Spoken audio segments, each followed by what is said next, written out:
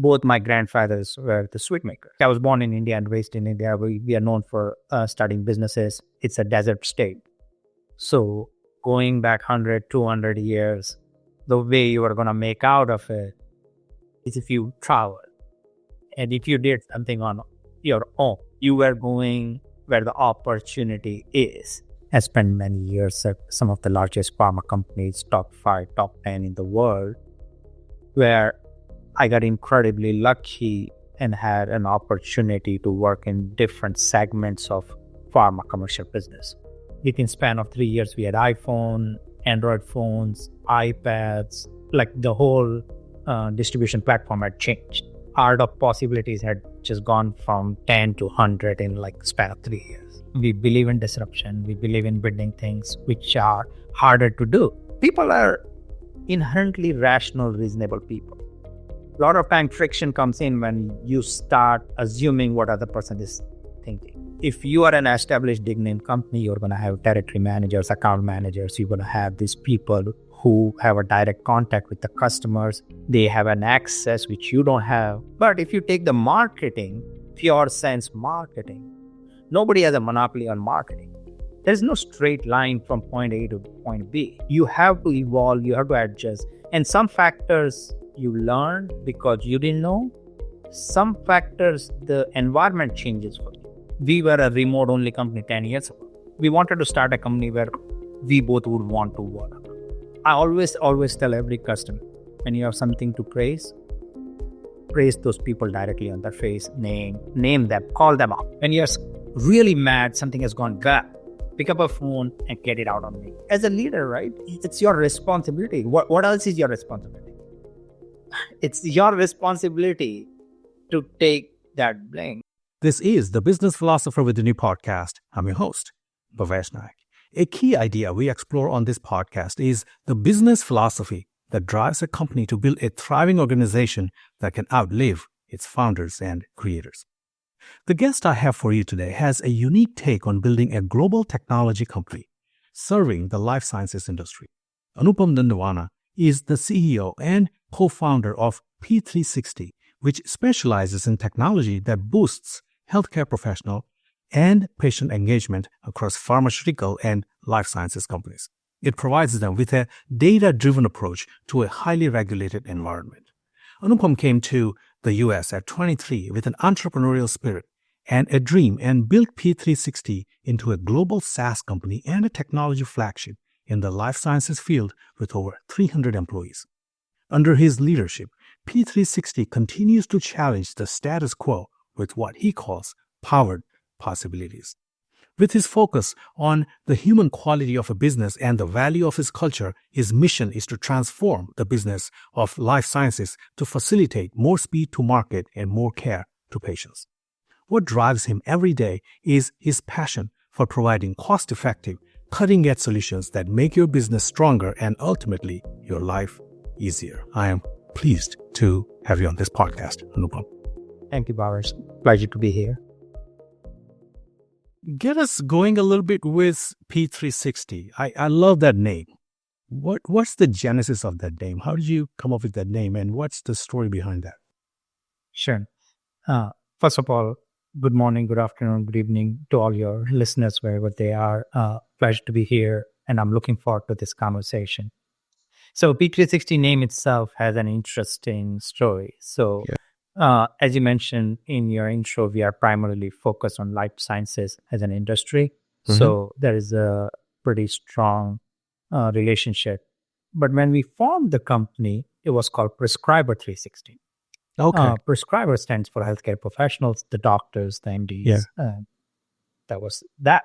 We wanted to build a system, architecture and platform, which life sciences industry can use to bring this 360 view of the prescriber. Right. Not long into our journey, people started calling us P360. Mm-hmm. Like it was just too long a name, Prescriber 360. We thought we were on mark, but people and the customers mainly started calling us P360. Uh-huh. And that stuck. And about 5-6 years ago, we did a major rebranding. We had this marketing agency work with us. Yeah. They did like soup to nut, like rebranding of our colors, our logos, Sure. everything. Yeah. And they made it P360. And we were like, okay, this makes so much more sense. Yeah, it does. And we adopted that. Yeah. But the second half to the story, so we all agree that we can call ourselves P360. There is a branding around it, but we live in a digital real estate. Yeah. You are known by where your customer and your visitors can visit you. Sure. And P360 in itself is a pretty premium name. Yeah. It just turns, like in terms of domain ownership. Sure. So it turns out there was a individual in Boston, I don't know his identity. We brokered through a dealer. Yeah. He had brought this domain about 18, 19 years ago and had never used it. Right. But his idea was, if I'm going to hand over to this, somebody's going to have to convince me why they were the right owner of this domain. Right. Yeah. So we ended up building this indirect relationship. We wrote them a paragraph full of why we were the right people. And that's how we landed it. Because in our business, everything is P. A physician, a patient, a payer, like everything is P. So that's how the name came about. And along the same line, we build powered possibilities as our tagline because we feel in disruption. We believe in disruption. We believe in building things which are harder to do. And that's how we landed with P360. Awesome. That's a great story. So you didn't have to pay anything for the domain? We did. Yeah. So I want to ask you how much. Yeah, that was a pretty good amount. Yeah. So we did have to pay for it, but I think it's well worth it. 100%. You have to believe in your brand and brand recognition. Brand identity is very important. Sure. There's only one P360.com you can buy. Yeah. Sure. Yeah. And what year was it that you founded P360? So we've been in business since 2007. We reincorporated in 2016. And we've been in business for almost 16 years now. Okay. So when you started the company, what was the inspiration behind it? What was the germination of the idea? So I personally myself always been in a life sciences industry as a professional before starting the business. I spent many years at some of the largest pharma companies, top 5, top 10 in the world. Sure. Where I got incredibly lucky and had an opportunity to work in different segments of pharma commercial business. Sure. I'm a technical professional, but working along for several years, found this combination of domain expertise and the technology very attractive. It naturally, my partner Ed, he's been in industry for over 30 years. He's one of topmost data professionals in the world. Like he has a lot of tremendous expertise. Yeah. And it became a point where it was too obvious to myself that I was doing more than my job required. So like I was understanding business. I was going to these business users. I was speaking their language. I was coming back and I was working with my team and doing the technical part. Where it became is like I have a lot more in my pocket.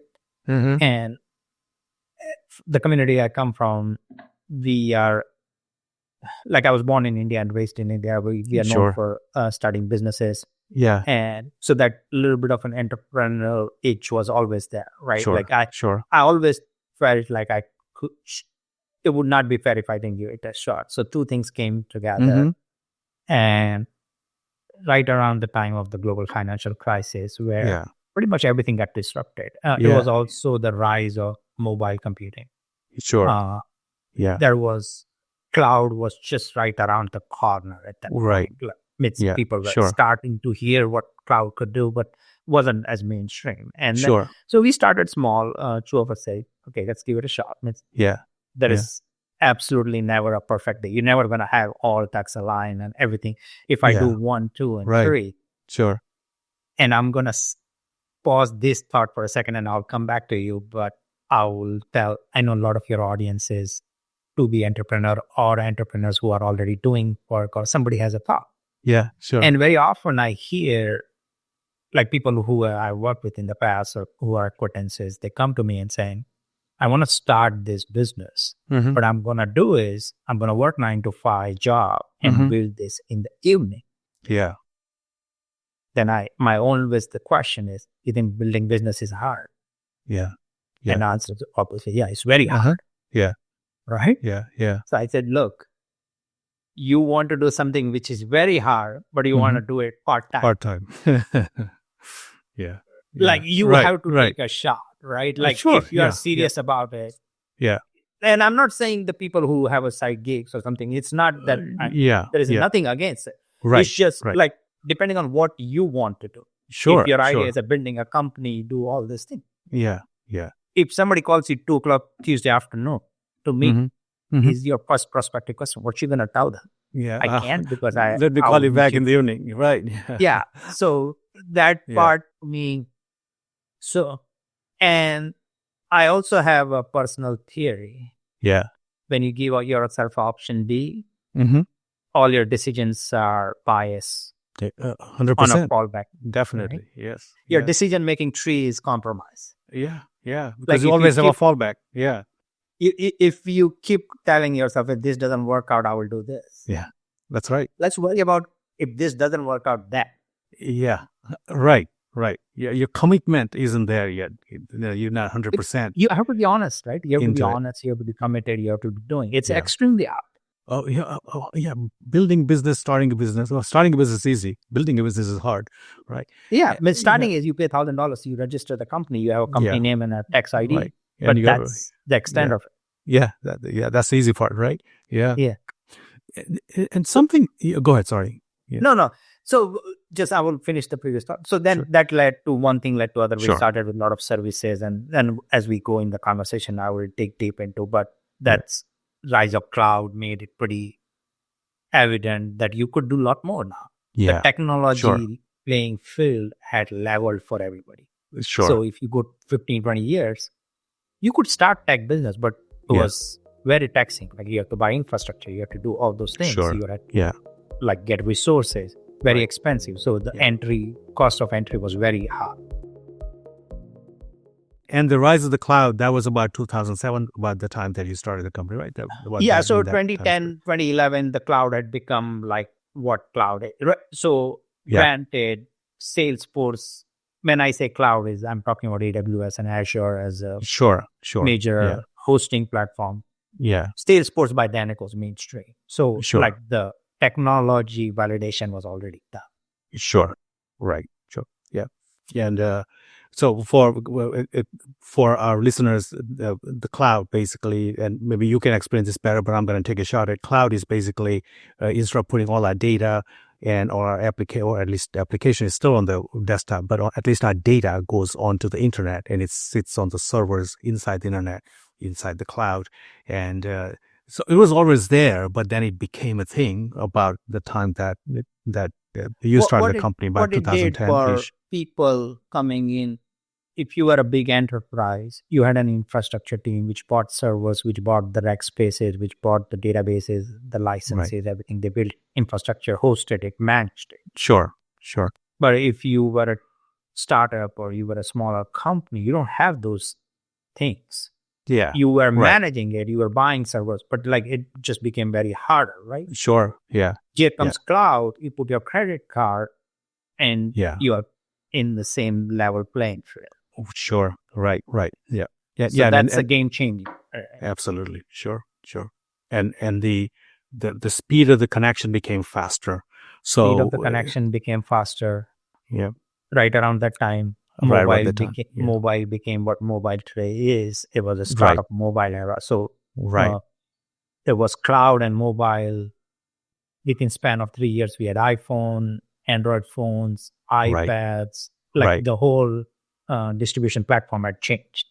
Sure. So the art of possibilities had just gone from 10 to 100 in like span of 3 years.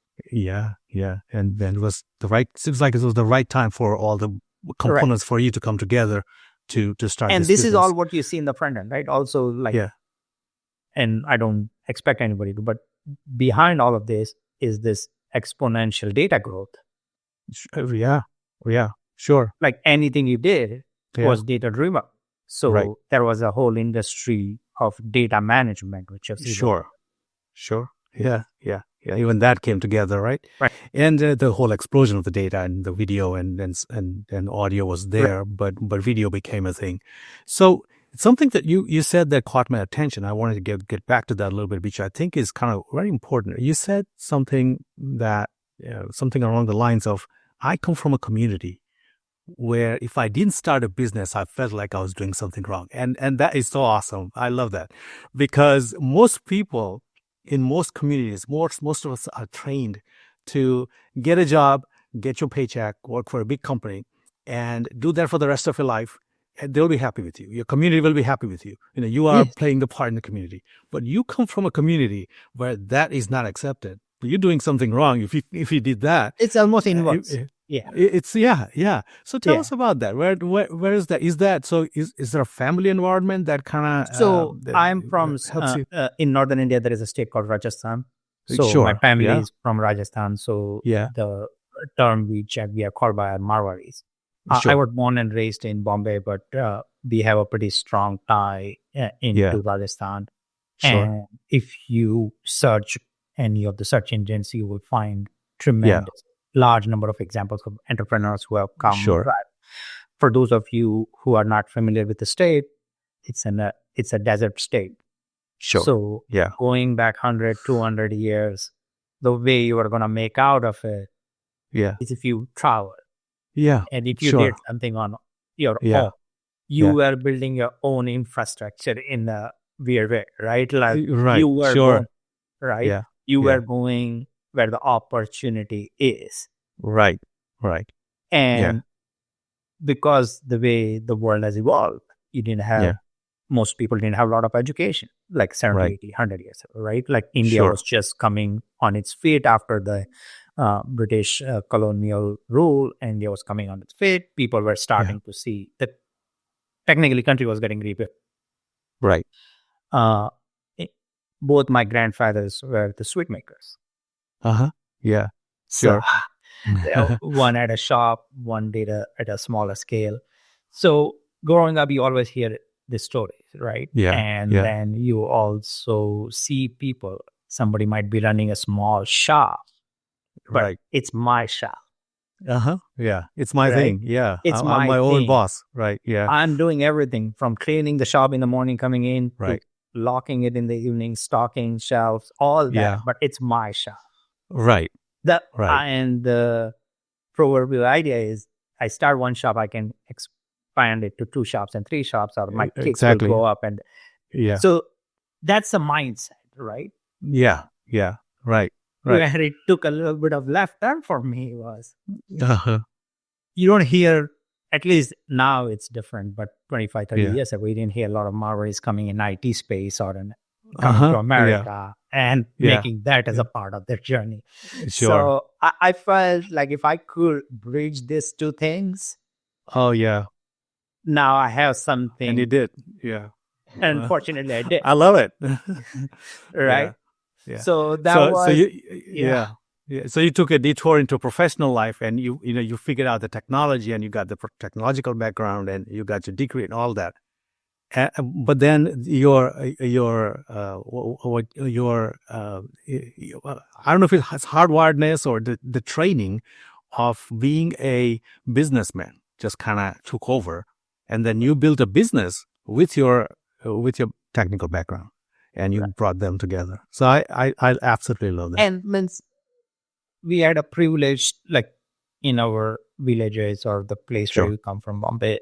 You would always hear these glorious stories of people who started, who just came one day, Bombay, Bangalore, or Chennai, wherever they landed, and now 50 years later, they are like this.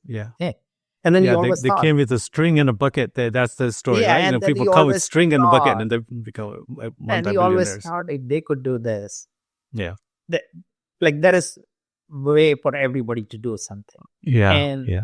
I'm not going to understand it. Like, you have to do your part, like being from community. And there are large amount of successful entrepreneurs from all parts of the world, all walks of the life.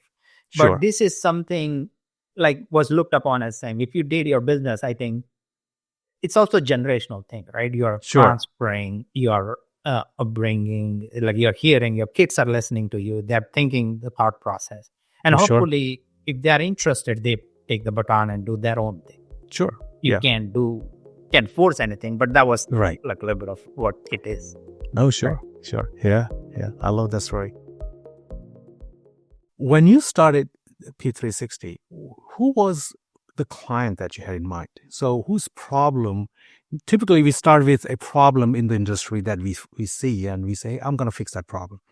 Or somebody's fixing it but not doing it the proper way, and I'm going to do it better. I'm going to fix the problem better. Or then sometimes the opposite end of that is I'm going to help someone aspire to something, or help them fulfill a vision or a goal. So I'm going to help them do A, B, C, X, Y, Z.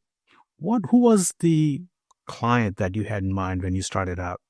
And what was the problem or the aspiration that you thought that you would help them accomplish or solve? That's an amazing question, Bhavesh. And I will tell you like a little bit of background.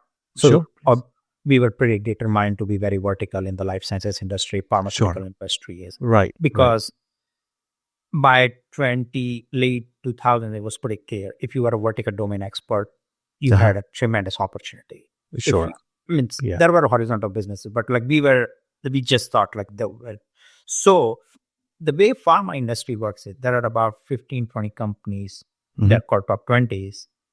They have outsized presence in the market space. Sure. Oh, everything they do. Right. And you I think you Google it or search it. You know the names, right? Yeah. And some of them have operations in 80, 90, 100 countries. They operate at the budget and the scale which very few companies can operate. Yeah. But that's only 20 companies.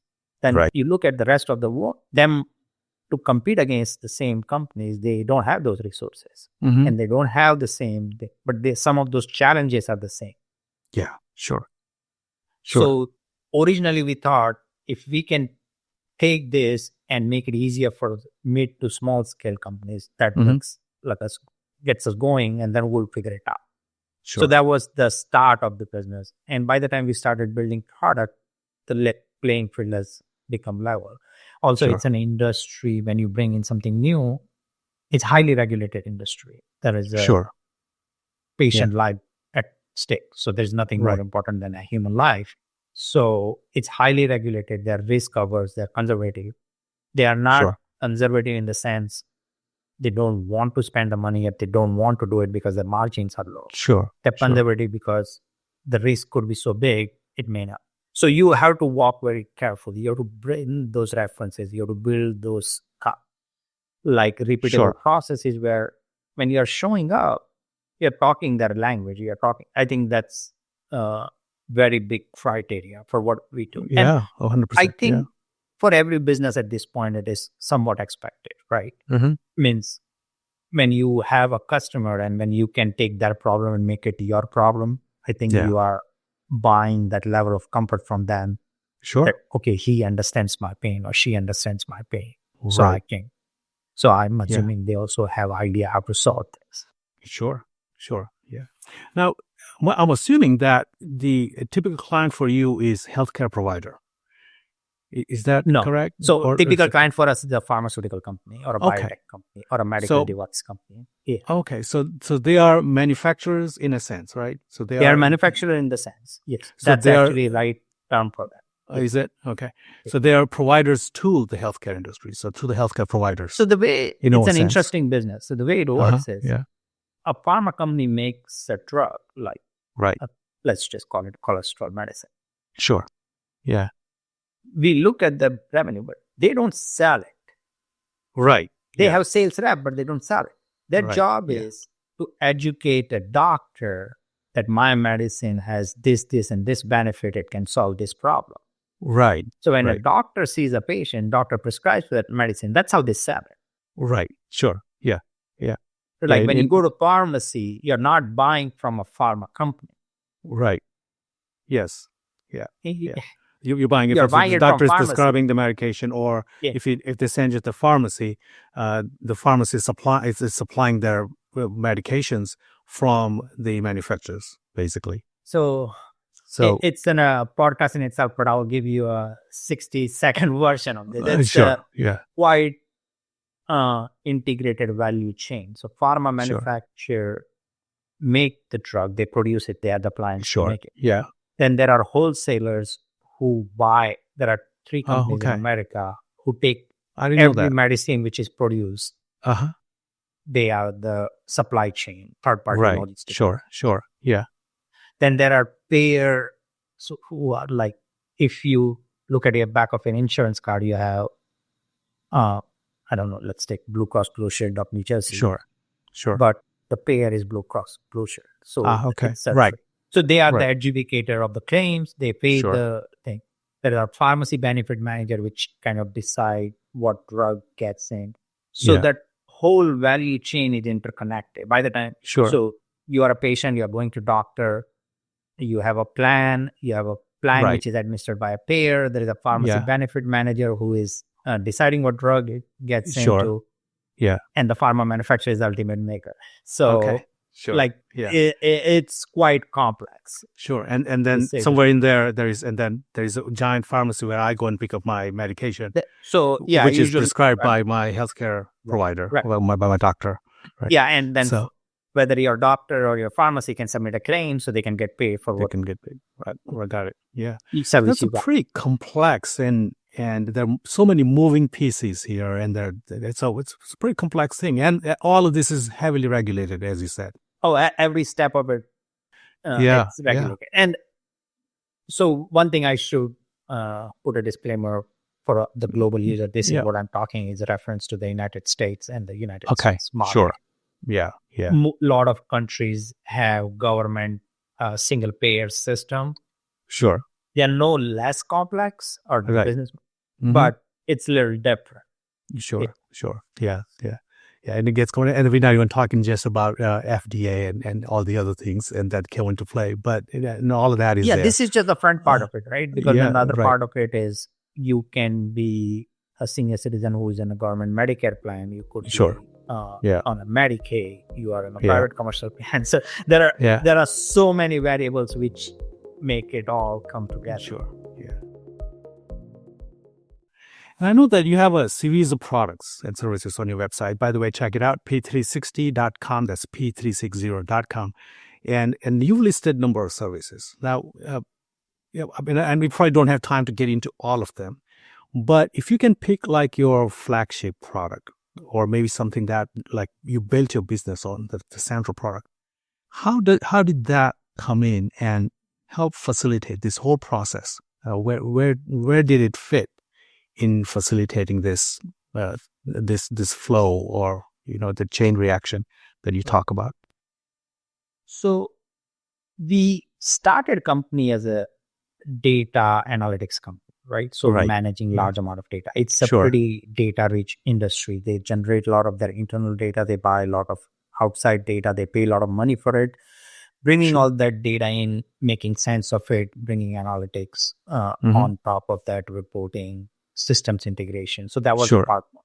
Sure. But along the way, we have been pretty closely working with our end users who are the pharmaceutical sales reps, the medical science liaisons, those people who go and communicate with doctors. Okay, got it. So they are the people you see in the offices who are there if you are going for your regular visits. And the customer experience part of this, it's been very near and dear to my heart. And I always felt like there was always a way to do something better because we hear all these stories about doctors, how they're overworked, they're burdened, they're burning out, and adding more burden on them becomes burden on society and burden on your business because the doctors eventually is going to say, I don't have time to talk to you. Yeah. Right. So that becomes an issue. Yeah. So our flagship product right now is ZING. It's an engagement platform. So what we call it is a system of engagement. So most companies, they have a CRM system. They kick the customers, they record. It's a system of record. But as the technology has evolved, CRMs haven't kept, like they are not the primary way so you could be talking to me in an email, you could be talking to me in a text message, you could be talking to me in a video conferencing, and I could be scanning a QR code somewhere, I could be signing. So I could be communicating with you as a company if I'm a doctor in variety of these ways. It's an omni-channel engagement era. Right. All those data points, it's okay if I'm talking to you and if I have to buy a retail product and Right. nobody's. This Sure. is a heavily regulated space. Every word which is Yeah. typed by a company needs to be recorded, monitored, and reported.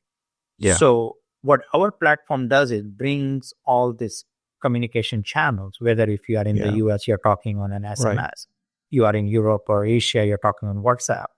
You are like how we are doing the call right now. You could be doing a video conferencing with a Sure. doctor from remotely. Mhm. You are even how you capture signature in pharma world has its own standard. Yeah. Sure. So what Sure. signatures are good, what signatures are not. Mhm. So bringing all those compliance strings together, Mhm. making the platform sit on top of the data. You capture all of the data. That data needs to be brought back in to make sense of future engagements and all that. Sure. Yeah. So we are getting a tremendous traction on this. The platform's been widely accepted by some of the bigger companies, and Wow. Yeah. we are very excited about where this is heading right now. Sure. Yeah. And on that point, so congratulations on that. That it's difficult. This is there are so many moving pieces, and it's very difficult. And then all of that is regulated. Very difficult to put the solution together and have it accepted by the industry. So that's quite an accomplishment. And what was it you think? What about that? Because you have competitors. Now you say you have competitors who have presence in 80, 90, 100 countries, right? These are big competitors. What was it you think that about that product, if those who can pick like one or two things that made your the acceptance of your product possible over the that of the others? Or was there not any similar solution ever? This is a great question, and it's very near and dear to my heart because it has a part of, and as your podcast is more driven toward business philosophy, so we will keep it that way and answer. Sure. So implied in your question is you have to have a product. Yeah. You have to have a product market fit. Yeah. Like your product has to make sense for the customer. Sure. Yeah. You are exactly. not going from that perspective. Yeah. Like from the customer's perspective. Yeah. You have to be solving some issue or some problem. Exactly. Right. Yes. Yeah. You could have the most elegant product. Yeah. But if somebody can't pay for it or they can't do what they need to do. Right. So that it doesn't to work. me is a baseline assumption, right? Like whatever you... Exactly. Yeah. Doesn't matter what industry, what vertical, what line of business you are. Yeah, you have to be fixing a problem that is important to fix, and they are willing to put the money behind it to pay for it and go through all the pains of implementing the solution, because these are complex things sometimes to actually even put in place. I wish I would give credit to author if I could remember, but one of the lines which I read, your customer, when they decide to buy something from you, they are making a decision at this point in time today. This is the best use of my dollar, buying this thing from this company. Right, exactly. Yeah. Of all the places that dollar could go, the choices they have, the decision they are making is, so not only your product has to meet this standard, it's also your responsibility. You give that value of that dollar back to the customer. Yes. Yeah. Right. So take a simple example. If you had a plumbing issue in your home, you bring in a plumber. Yeah. You have a leaking faucet or something, which is a problem. You're trying to bring in a plumber who can come and fix it. Sure. Then you go through the evaluation criteria. You got three choices. You pick one and you decide to pay. Here comes a person who has never touched the water tap or has no idea. You're not going to be very happy because your problem didn't get fixed and your money got spent, and now you are at this edge. And my leaky faucet is worse. Yeah. Yeah. And at the same time, if somebody comes in, fixes it, cleans up the place where they work, everything is neat and clean, you go your way. Yeah. You're going to bring him back. Right. Next time you need something. Sure. So that part to me doesn't change what you're selling or what business you are in. Yeah. Right. Right. So Yeah. I'm pivoting to the original question you asked. What's the Right. philosophy, right? How you Yeah. compete on the big name. Right. Yeah. Right. Yeah. To me, it's a ground up building. Mm-hmm. If you were this plumbing company with nationally owned by some big equity company and thousands of branches, you would have to do the same thing still. Yeah. What somebody running their first business on the corner shop and just having that one in your town. Right. The problem is same. The process is same. Yeah. You are just trying to meet them, right? Right. Exactly. Right. Yeah. What the one ingredient is, live up to your billing. Yeah. Deliver 120% of what you got paid. Ah, yes. Right. Yeah. Don't deliver 95, deliver 120%. 120%. Right. That's 20% is your investment in your own business. Exactly. Right. Yeah. Yeah. I love that. And I will take example from my business. Mm-hmm. Look, it's pretty common to quote customers on hourly basis. Okay, this project will take 100 hours. It will cost you X amount of dollars. Yeah. Inevitably, work gets complicated. Project becomes 120 hours, 115 hours, whatever. Yeah. You have a choice. Right. I'm not saying anybody should take ever a loss, because if you did the work, you should get paid for the work. Right. Right. But that being said, you have to look at your customer who's sitting on the side. I'm putting her in a position where she went to her manager, she got approved for 100 hours. Now the work has become. What is the impact of this? Is this $15, 15 hours extra getting paid so big that it has a monumental impact on my bottom line and how I pay my people?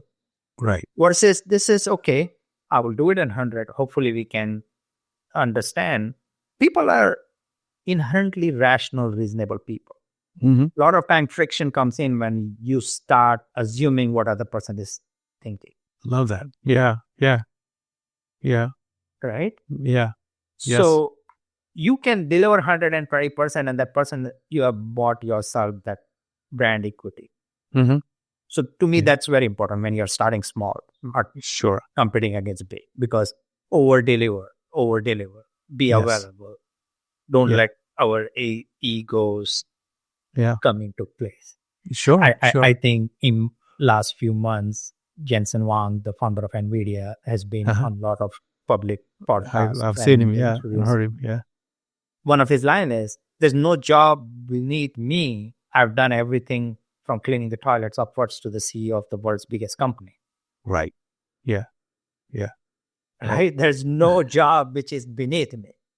Right. And I think so. That's a little bit of humility, right? Humbleness, knowing your background, knowing where you come from, takes time, right? Right. Yeah. Yeah. The second little more complex part of competing in this big name vendor is it's very easy when you are small, you're starting to get intimidated.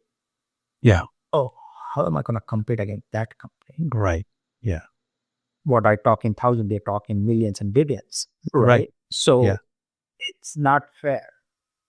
Life is not fair. Life isn't fair. So it's not fair is not an answer. Yeah. Yeah. You have to find your way. What's your goal? Sure. So in product marketing, what I found is, right, if you are an established big name company, you're going to have territory managers, account managers. You're going to have these people who have a direct contact with the customers. Right. Right. They have an access which you don't have. Right. Okay. You accept that the fact that's what they built. Right. And they have it. Sure. But if you take the marketing, pure sense marketing, nobody has a monopoly on marketing. That's true. When I know there is, I'm not offending anybody from the search engine optimization point of view. What I'm trying to say is, when you are on the internet, you are playing on a level field. Yes. Oh, yes. Yeah. Right. If I search a basketball, I'm going to find a basketball which comes from Nike, and I'm going to be, if somebody who's doing a good marketing, who just started making this other designer basketball, is both going to come on the front page. Right. That's true. That's true. Yeah. Yeah. Marketing is, in modern era, is unbelievable equalizer. Just like I talked about cloud for the tech backend, Yeah. marketing for the go-to-market strategy is an unbelievable equalizer. That's an unbelievable insight that marketing is in the day of the internet is an equalizer. I love that. You take any social channel, you take your web. I talked about P360. Like you have a storefront. Right. You can make whatever you want to make the store to be. Yeah, exactly. You can put whatever content you can make. Is it easy to rank above? No, but at least you got something started. The other side, you don't even have an entry in the building. That's true. And if you apply certain ingenuity and some talent and things like that, you can get the clicks and likes and all those things, right? The TikTok and all these other platforms that you have there. It's an incredible opportunity. Right? You name it. TikTok, Instagram, LinkedIn, Google, whatnot, right? Yeah. I would give you a great example. I was just reading some tech blog. I forgot where. It was about the rise of YouTube. Yeah. There was these 3 individuals who designed YouTube and the in the early days. The first video was this individual standing in a zoo in front of an animal, recording a video and saying, "Look, this animal behind me." Right. Yeah. Look it up. It's a pretty interesting story. I'll look it up. Yeah. But the point was that video opened up so many thought channels across the world. Yeah. It's like now world's biggest website. Yeah. Right. Exactly. That truly is a leveling. It levels the playing field. I mean, YouTube is a great example. And all these other platforms follow, and then you have the social media. And if you're in a consumer brand, so you are on TikTok, you're on Instagram. Yeah. You could be professional brand. You could be on LinkedIn. Right. You don't have to buy billboards in Times Square. Sure. You have channels to reach the consumer directly or your target person directly. Right. Sure. It still doesn't change all the basic ethos of what you need to do. Is customer is still a customer, message is still a message, pain is still like all those things. Yeah. But your RAM has changed. Absolutely. So you could do what your big name competitor is doing, right? Yeah. So now you are playing in the same field. Sure. And one of the key advantage you have now, those are the disadvantage. You talk about, okay, you don't have the people who can go in the offices. And Sure. You are also very nimble. You are agile. The bigger the company. Yeah, I was thinking about that because it's not just playing level field, but there might be some advantages of being small and nimble. So I'm sorry about interruption. No, so exactly right. What you're saying, excited right? There, yeah. You because you can pivot, you can change, you can bring more messages, you can bring more content, you can do all those things. You can change your product design on a dime. You don't have to go 6 levels of hierarchy approach. If your customer says, "I will buy your products only if you can do 1, 2, and 3." Right. Don't tell them this is my 6 quarters from now release cycle. Sure. Yeah. So one of the things we try to do, Anupam, is try to humanize this person. So if you can take a shot at, let's say, with ZING, that product, who is this person? Of course, there's multiple people who get involved in an enterprise level solution, but the person who is buying from you. Who is this person? Are there some characteristics of this person? Yes. So usually whoever is leading marketing for a particular brand is responsible how the content reaches doctor. But that being said, the pharmaceutical sales rep is the man in the middle, the person in the middle. Sure. He or she is communicating with doctor. They have a relation. It takes months and years to build that relationship and all those things with the staff and with the doctors themselves. So the reps are instrumental. They're key. 20, 25 years ago, they would get a list of doctors, 200 doctors in your territory. Monday through Friday, they will give it up and so they'll just knock on the door. They will go, they were accepted. But as these things have changed, that has changed. So they're engaging digital. So having those reps accept it is very important, because they also Sure. have to have a confidence that I'm able to serve my customer. Yeah. Marketing thinks I have an easy way of distributing this content to the doctor, Mhm. because they spend a lot of money in producing the content, but then Sure. the last mile of the delivery is very difficult. So that's Yeah. the problem we are fixing. Sure, absolutely. Right. So it's the sales reps and maybe people who would manage the organization, the sales reps. So maybe VP Right. of sales, VP of marketing, It or could be your sales operations. someone like that. Sure, sales operations. Right. Okay, perfect. When you started the business, it's something like we like to talk about a little bit here on this podcast is the idea of a vision. And vision is it's amazing that I hear two kinds of stories. One is that I had a vision of what I wanted my business to be like, and that's how I built it. The other side, the other spectrum of that is that I really had no vision. We just started doing something, and I just kind of fell into some kind of a niche or some kind of an opportunity where everything kind of came into place. And one thing led to another. It was like a snowball type of effect. And somewhere in the middle is then you start with a vision and things change and you pivot, and all and other things. So where do you fit here? Did you have a vision when you started the business, or did it kind of evolve? So yes, on both parts. Okay. And I will break it down. Sure. Yeah, you have to have some idea, right? Like Right. what I want to be. Yeah. Yeah. So in our case, idea was pretty clear. The engagement between pharma companies and doctors and patients Okay. is not the most efficient. Sure. So right. it's like a Perfect. wide spectrum. Yeah. Yeah. But when you start, there's no straight line from point A to point B. You have to evolve, you have to adjust. And some factors you learn because you didn't know. Yeah. Some factors, the environment changes for you. Yeah. Sure. So if you go, I will give you a simple example in our work. QR codes are ubiquitous now. Yeah. You pretty much can do QR code everything, that square box, from paying to booking a reservation to scheduling a brochure. That wasn't the case 10 years ago. Yeah, it wasn't. Right. Yeah. Right? Yeah. So now you have to adapt, because these people you're serving, they're also living the same life. They're going to the same restaurants you are going to, and they're going ordering the same stuff you are ordering. Yeah. So if they're living life like that, you can't bring in a product which doesn't meet that standard. So that's, you have to adapt. Right. Right. So vision is still the same, making the customer engagement better. Yeah. But idea is you also have to be pragmatic and able to adjust.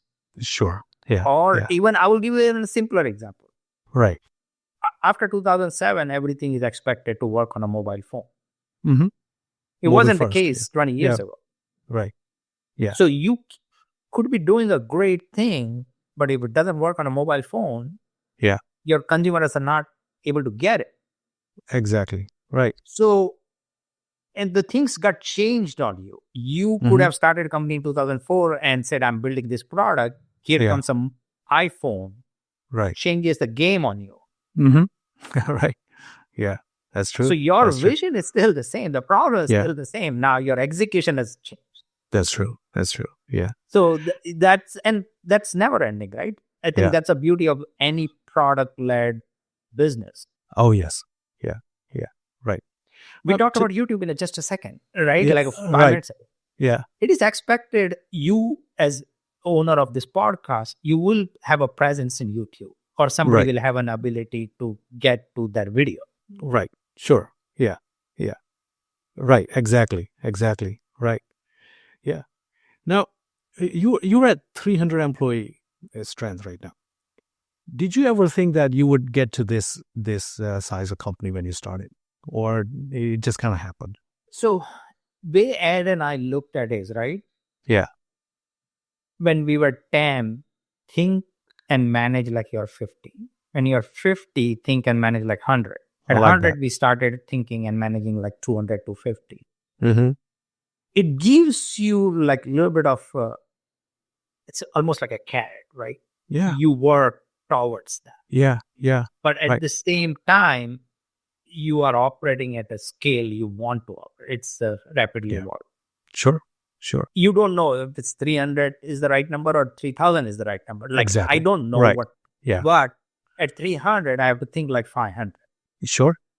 Yeah. So to me, that keeps you on your toes a little bit. It gives you a little bit more thought process from employees' perspective. They see, like, it's also your responsibility to lead your people. Sure. You need to set the vision for, not only for product, but for the company Also and for their the company. goal. Exactly. So Exactly. in tech, it's pretty common. A lot of workforce is young. A lot of people come out of colleges. And I always felt, as much as my responsibility is growing the business, this person has put her career start point as my company. It's my responsibility. I don't fail them. Yeah. Sure. As a young professional. Yeah. They need to have a path to build. We would love for them to stay, but if they were to go out, they should be skilled, resourceful, and useful in the marketplace. Yes. Yeah.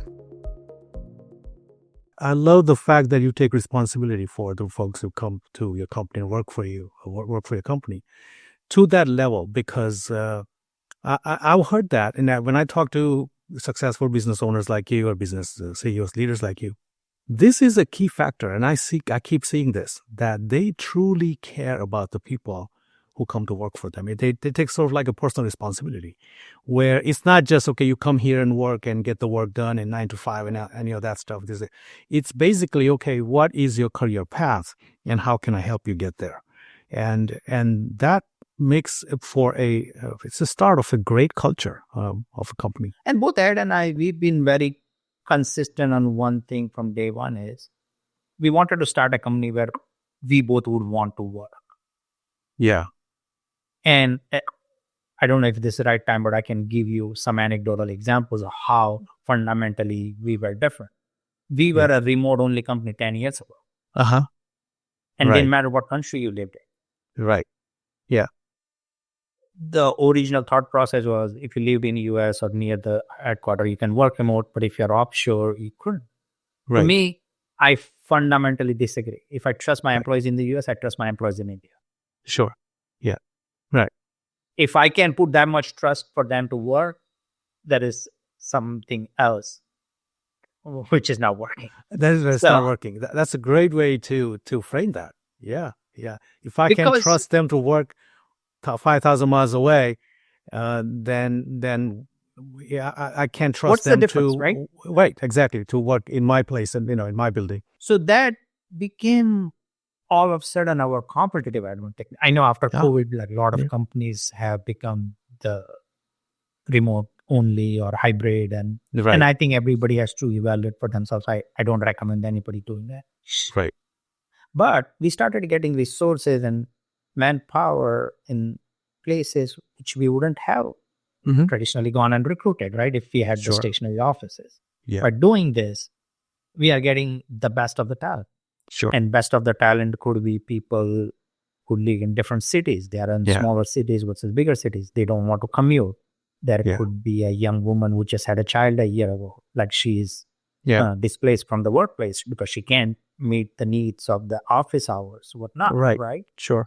You look at, it's a real life, right? Yeah. They also live the same life you and I live. So why not put that into consideration? Sure. Yeah. Now, if you are going to have those people work for you, make their life easy so they work better for you. Exactly. Yeah. So we talked about vision and in terms of vision. So do you have, in terms of how big your company you want your P360 to be in the future, do you have a vision of where you're going next? I do. We feel like we are incrementally progressing. So, but that's a great question in the sense I will share a little bit of insight of our business. We bootstrapped our way to the business. Right. We didn't take external financing. Sure. Which is almost unusual. So as I was saying about the remote industry, yeah. But I feel like we also owe it to business to grow, right? We have a product market fit. We are working with some of the bigger customers and we are trying to scale it. Right. We'll keep doing this. Yeah. So it's a generational thing. I think your podcast introduction you said, right? Yeah, And right. one of my favorite author is Jim Collins.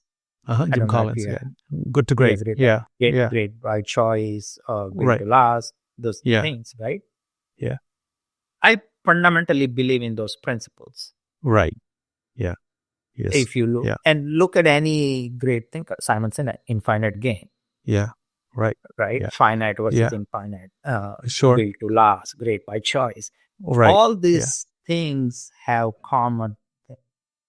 You have to keep working towards. Yes. Right. Right. Yeah. Yeah. And I think you are an embodiment of some of the things that Jim Collins talks about in his books, like Good to Great. Is he defines what a business leader, most business leaders who are exceptionally successful are, and there's a definition of these folks, and you embody that, especially the part where I think, and I'm going to paraphrase it. I don't remember exactly how he puts it, but he says that they are quiet and unassuming and cordial and nice on the surface, but they have this strong, like rock solid iron will on the deep inside. So they don't show it, and you are an embodiment of that. You are. Thank you so much. I'll Your take heart's it. in the right place, but in your gut you have this fire, right? So Right. and we're, yeah. No, I take that as a compliment and thank you. It is a compliment, 100%. Yeah, yeah. So one of the Jim Collins is the best line, and I used in my company town hall all the time. Yeah. Is bullets and cannonballs. So yeah. do you know this analogy? No, I actually don't remember So, that. No, I don't remember reading that. The analogy says like two warships are going at each other, right? Yeah, yeah. If you start firing cannonballs, you have 1,000 bullets, you have 10 cannonballs or whatever. Yeah. Like something. True. Right. And if you miss the cannonball, you have emptied your ammunition. Yeah. Right. And you haven't achieved. And right. They have, so you are in a disadvantage. But sure. If you start firing the bullet from left to right and you hit the bullet, yeah. Now you know you've hit your enemy. Now you know your target. Yeah. Yeah. Fire cannonball. Exactly. Right. So yes. What his idea is in business, you keep doing different things. Yeah. And then you see something succeeds. Double down, triple down on it. Then you triple down on it. Yes. Yeah. Yeah. Yeah. And keep doing that. Yeah. Yeah. So the idea is bullets and cannonballs. Yes. And it seems like you've done that, to great effect. So because you have a series of these successful product lines that you list on your website. Something that I like to ask about a little bit is that entrepreneurial journey, business building journey is not always moonlight and roses. For someone who is looking from the outside in, it looks glamorous and it looks like, wow, he's a guy who's successful, has built this company, and you and your partner, and everything looks great.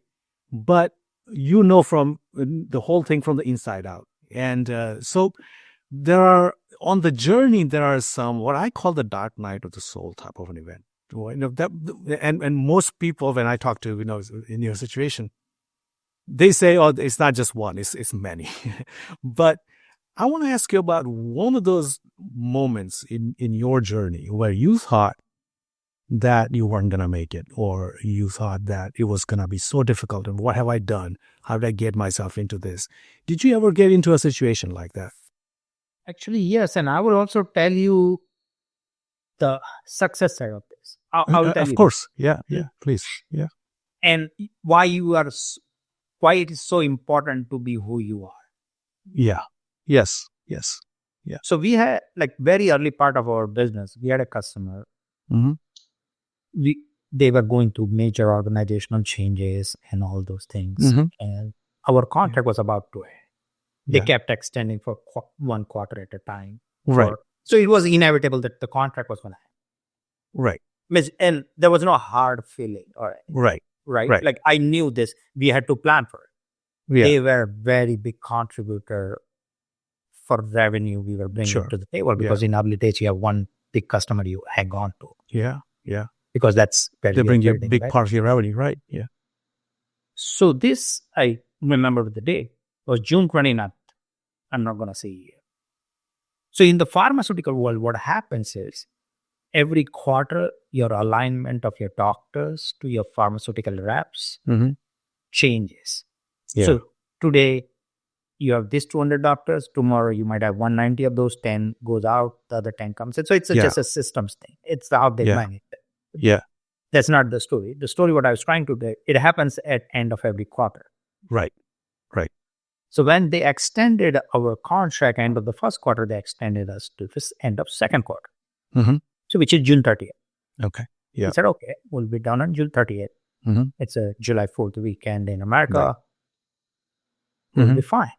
So I get this call like 5 o'clock-ish, June 29th.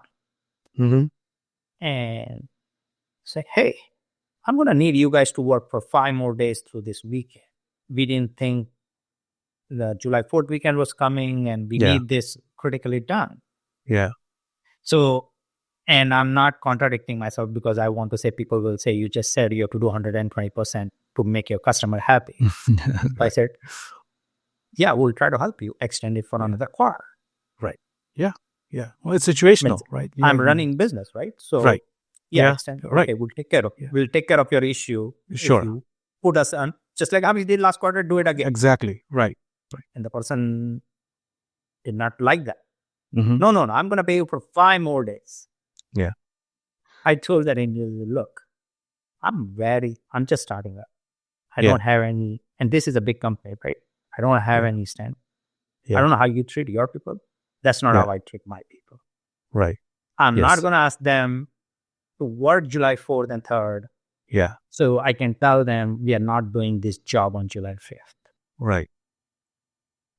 I said, I cannot do this work. Yeah. He flipped out on me. He said, you will never do work with us, this kind of that. I said, look, whatever the life happens. Yeah. But I can't do this. Yeah. So here I'm really, like I'm talking about 60-70% of our revenue on the table. Yeah.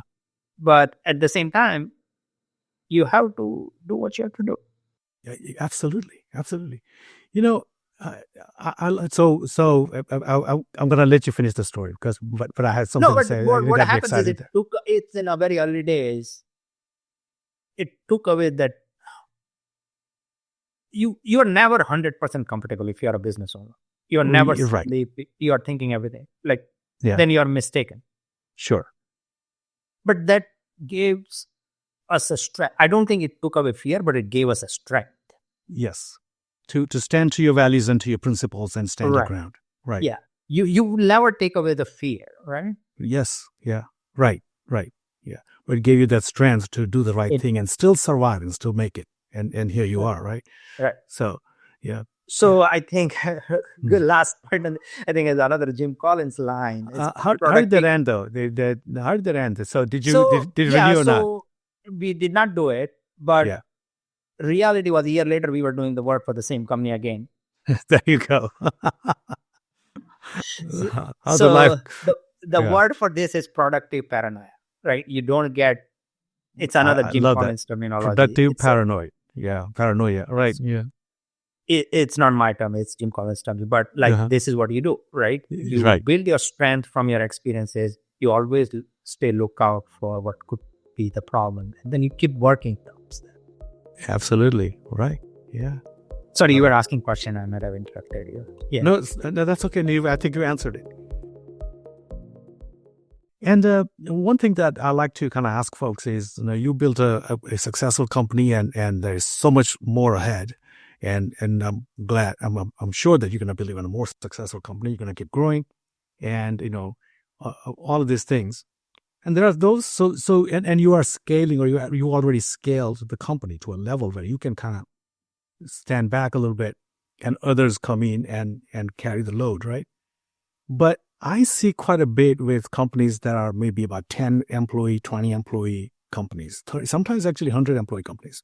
The owners, the leadership is still heavily involved in the everyday operations. If they step away from the business goes away, right? What would be one word of advice, one advice that you would have for folks who are heavily involved in the operations of the company, but they are not able to separate themselves from the company and let the company kind of get empowered and grow on their own? Yes, it's a huge paradox. It is. Yeah. Like tremendous, right? Like because this is your baby. You've Right. been carrying Exactly. Yeah. stroller and blankets, and all of a sudden, All of that. Yeah. you're dropping it out and saying, "Hey, somebody take care of me," right? Exactly. Right. Yeah. I think that's the analogy I will use. Yeah. Yeah. But you also know that baby has to grow up. They have to go to school. Exactly. They have to go. They have to be on their own. You're not Mhm. always going to do that. So Yeah. it's very similar, right? But that Yeah. being said, I think where biggest training come is not the managing the task, Uh-huh. changing your mindset. What's acceptable? I will give an example from my Sure. perspective. Please. Yeah. I'm a pain in the neck for anything UI UX for design. I just love that subject so much. Mm-hmm. I get overly passionate, emotional about UI and UX meaning user interface and user experience. user experience. Okay. Got it. Yeah. I just love that subject. Sure. So on the days, I would look and check and everything. Yeah. What the fonts are, what the colors are, what the box sizes are. Right. Yeah. Yeah. Then at some point, a trigger will go on where you will go in. And what happens is when you do that kind of managing, Yeah. you go into these meetings and you are the only one talking. That's true. Yeah. That's not good. Yeah. Right. Right. And you are the boss, so people will listen to you because they yeah, feel, that's right. They're not going to tell you on your face. Right. Yeah. Or means they just want to do the job, right? Sure. Yeah. Yeah. So it creates like a couple of different. One, you hired smart people so they can do their work. Now you're telling them what to do. So now they could be better than. So you just surrendered that whole talent skill. Yeah. Yeah. Right. Two, I think the biggest thing you have to train yourself is don't expect it to be exactly what you thought. Yes. If they could be exactly like what you thought, they could be doing exactly what you are doing, or maybe something different. Right. It's just like you build that framework where you start accepting. I'm not saying you compromise on things, but that being said, you let other people make that call. Sure. Yeah. Yeah. And then you still hold the veto power. But you also have to be brutally honest. Yeah. I don't like it. That's true. Yeah. Yeah. And then who knows? Their idea may work and yours may not, right? So in the marketplace. You qualify that upfront and saying, look, I'm going to be equally excited and equally critical. Yeah, that's true. I love that. But that being said, usually it's not that difficult because once you create a support system, you make them yourself available. I will give you this one example. This is how we got to where. Sure. I always tell every customer, when you have something to praise, praise those people directly on their face, name them, call them out. Yeah. Yeah. Right. Like he or she did such a great work, whatnot.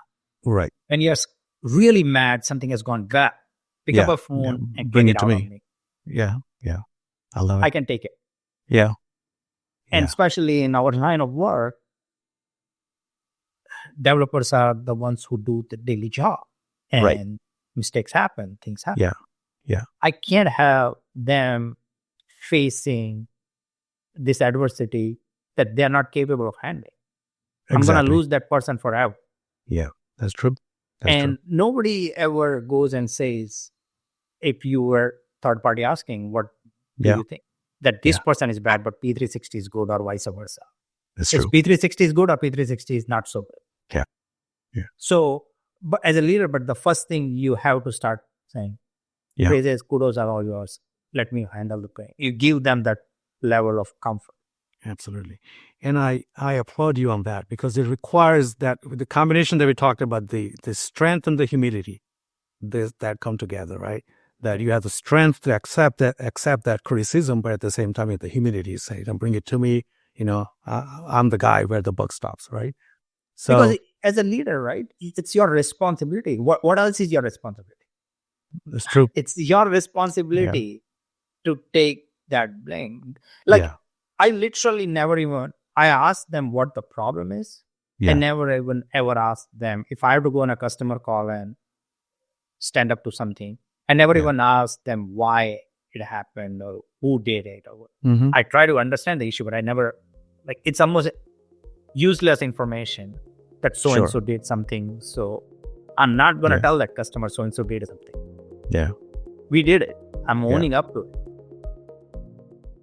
We have so much more to talk about, Nandan, but I think we're running out of time. I think would love to have you back, talk about more of the stuff, get even deeper down into the details of a lot of the things that we're talking about another time. Maybe we can come back and touch base again in 6 months, a year, or something like that, and Sounds see how like you're a plan. doing, and Thank you so what much. words of wisdom you have. Would love to do that. In the meantime, what is it that that's at the top of your mind in terms of wanting to connect with someone? If someone wants to connect with you personally or approach a company for ABC XYZ, Right. what is that, and how do they get in touch with you?